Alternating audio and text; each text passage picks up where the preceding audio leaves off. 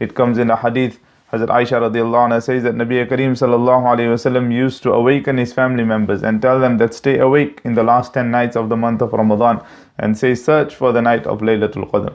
The Prophet sallallahu alayhi wasallam himself told the Sahaba that search for the night of Laylatul Qadr.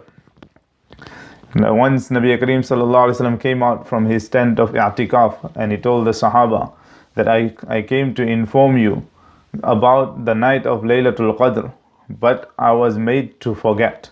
I was made to forget the exact date, the specific date of the night of Laylatul Qadr. Why? Because two people were arguing amongst each other because of that.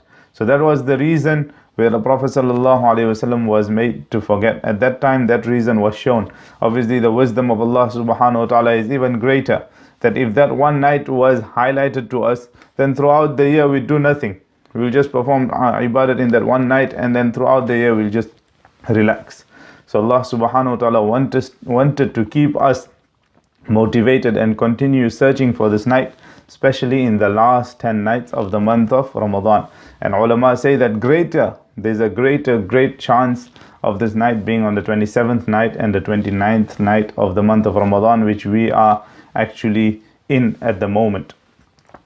So Allah subhanahu wa ta'ala done this favor upon the ummah that I will give you a night in which the ibadat will be equivalent to 1,000 months, 83 years. So every year you get the reward of 83 years of ibadat in one night. Another year, 83 years of ibadat in one night.